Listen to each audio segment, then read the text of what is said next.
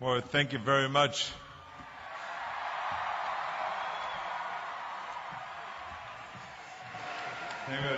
Hello, everybody. What a great introduction. What a wonderful thing. What a great welcome I'm getting here. So thank you very much. I mean, I haven't heard applause like that since I announced that I was going to stop acting.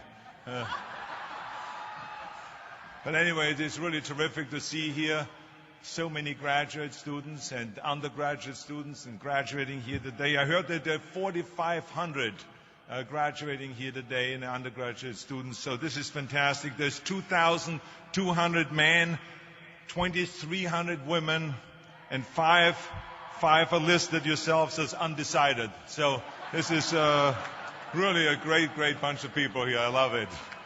But seriously, President Sample, trustees, faculty, family, friends, and graduates, it is a tremendous privilege to stand before you this morning. There's nothing that I enjoy more than celebrating great achievements. And I don't just mean your parents celebrating never having to pay another tuition bill.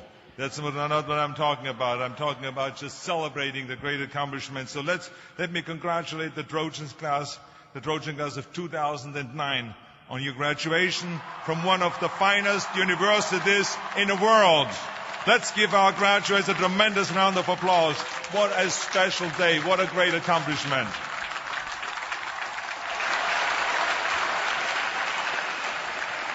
Now, this is an equally special day, of course, for the parents, for the grandparents, siblings, and other family members whose support made all of this today possible. And let's not forget, of course, the professors, those dedicated individuals who taught you, who came up with exciting ways to share your vast wisdom, knowledge, and experience with you. And I must also say thank you to President Sample for honoring me with this fantastic degree. Thank you very much. Wow. Arnold Schwarzenegger, Doctor of Humane Letters. I love it. But of course, I noticed that it wasn't a doctorate in film or in cinema or in acting. I wonder why. But anyway, that's okay. I take whatever I can get. But maybe now, since I'm the doctor, I can go back up to Sacramento, and maybe now the legislature will finally listen to me. But anyway, I stand before you today not just as Dr. Schwarzenegger or as Governor Schwarzenegger or as the Terminator or as Conan the Barbarian, but also as a proud new member of this Trojan family. Now, some of you may know that my daughter just completed her freshman year right here. And one of the most exciting things for me has been to learn about the great traditions that make this university so wonderful and so special. My daughter told me all about, for instance, the Victory Bell. She sat me down and she told me about it. It weighs 295 pounds, and how the winner of the annual football game between USC and UCLA takes this bell and gets to paint it in the school colors. And I stopped in the middle of talking. I said, wait a minute, Catherine, back up a little bit. UCLA has a football team?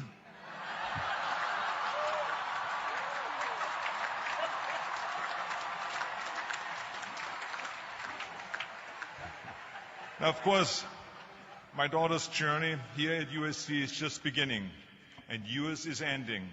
And I know that you're a little bit stressed out right now as you start this exciting new chapter in your lives. Some people say it is scary to leave the comfort of the university and to go out into the cold, hard world. But I have to tell you something, I think this is a bunch of nonsense. Because after all, this is America. This is the greatest country on earth with the greatest opportunities. I mean, it is one thing if you were born in Afghanistan or in Swat Valley in Pakistan, where you were forced to join the Taliban or be killed. Now then I would say, yes, that is a little bit scary. But this is going to be a piece of cake for you. Trust me, you live in America and you're prepared for the future with this tremendous education you've gotten here at one of the greatest universities in the world. This is going to be exciting, it's a great adventure, and this is a new phase in your life. This is going to be awesome. Now, of course, this journey is not going to be without any setbacks and failures or disappointments. That's just the way life is. But you're ready and you're able. And you would not be here today with your degrees and with your honors if you wouldn't be ready. So now, of course, to help you along the way, I thought that the best gift I could give you today is to give you a few of my own personal ideas on how to be successful. And parents, I just want you to know, maybe you should close your ears, you should plug your ears, because maybe there are a few things that you maybe don't like what I have to say.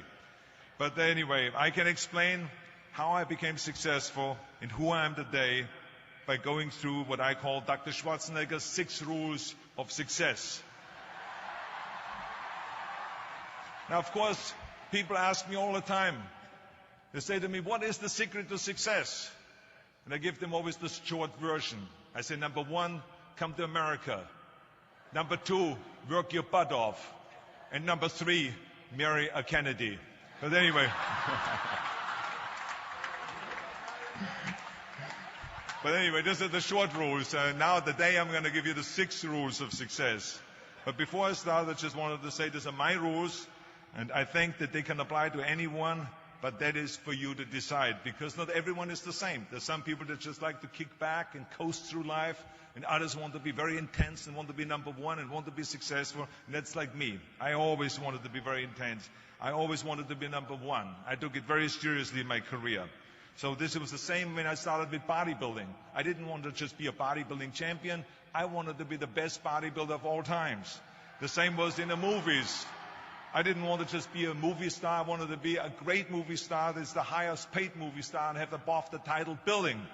And so this intensity always paid off for me. This commitment always paid off for me. So here are some of the rules. The first rule is trust yourself. And what I mean by that is so many young people are getting so much advice from their parents and from the teachers and from everyone. But what is most important is that you have to dig deep down and ask yourselves, who do you want to be? Not what, but who. And I'm talking about not what your parents and teachers want you to be, but you. I'm talking about figuring out for yourselves what makes you happy, no matter how crazy it may sound to the people. I was lucky growing up because I did not have the television, or I didn't have telephones, I didn't have the TV, the computers and the iPods. And of course, Twitter was then something that birds did outside the window. But I didn't have all the distractions in all this. I spent a lot of time by myself so I could figure out and listen to what is inside my heart and inside my head. And I recognized very quickly that inside my head and heart were a burning desire to leave my small village in Austria. Not that there was something wrong with Austria. It's a beautiful country. But I wanted to leave that little place and I wanted to be part of something big. The United States of America, a powerful nation, the place where dreams can come true. I knew when I come over here, I can realize my dreams. And I decided that the best way for me to come to America was to become a bodybuilding champion, because I knew that was my ticket. The instant that I saw a magazine cover of my idol, Reg Park. He was Mr. Universe. He was starring in Hercules movies. He looked strong and powerful. He was so confident.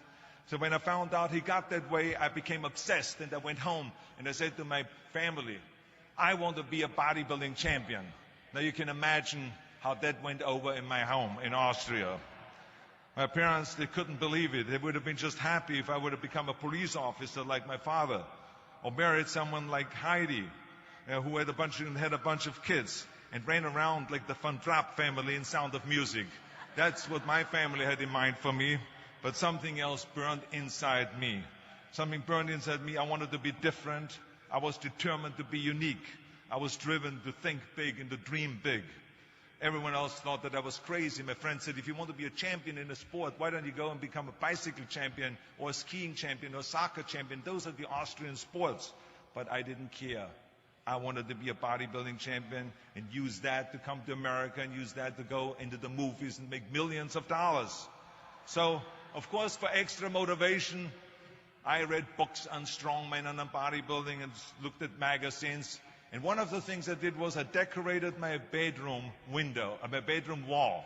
Right next to my bed, there was this big wall that I decorated all with pictures. I hung up pictures of strongmen and bodybuilders and wrestlers and boxers and so on. And I was so excited about this great decoration that I took my mother to the bedroom and I showed her. And she shook her head. She was absolutely in shock. And tears started running down her eyes. And she called the doctor. She called our house doctor. And she brought him in and she explained to him, there's something wrong here. She said, she looked at the wall with the darkness. She says, where did I go wrong? I mean, all of Arnold's friends have pictures on the wall of girls. And Arnold has all these men, but it's not just men, they're half naked. And they're oiled up with baby oil. I mean, what is going on here? Where did I go wrong? So you can imagine the doctor shook his head and he said, there's nothing wrong. At this age, you have idols and you go and have those. This is just quite normal. So this is rule number one. I wanted to become a champion. I was on a mission. So rule number one is, of course, trust yourself no matter how and what anyone else thinks. And of course, rule number two is break the rules. We have so many rules in life about everything. I say break the rules, not the law, but break the rules. My wife has a T-shirt. My wife has a T-shirt that says, well-behaved women rarely make history. Well, you know, I don't want to burst her bubble, but the same is true with men. It is impossible to be a maverick or a true original if you're too well-behaved and don't want to break the rules.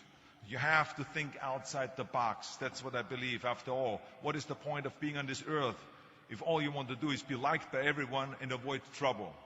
The only way that I ever got any place was by breaking some of the rules.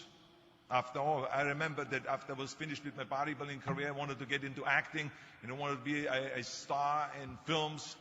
You can imagine what the agent said when I went to meet all those agents. Everyone had the same line that it can't be done. The rules are different here. Just look at your body. You have this huge, monstrous body, overly developed, that doesn't fit into the movies. You don't understand. This was 20 years ago, the Hercules movies. Now there's the little guys that are in. Dustin Hoffman, Woody Allen, Jack Nicholson, before he gained weight, of course, that is. But anyway, those are the guys that were in. And the agent also complained about my accent. He says, no one ever became a star with an accent like that, especially not with a German accent. And yes, I can imagine with your name, Arnold Schwarzenegger, or whatever the name is, on a billboard. Yeah, that's going to draw a lot of tickets and sell a lot of tickets. You're right. So this is the kind of negative attitude they had, but I didn't listen to those rules.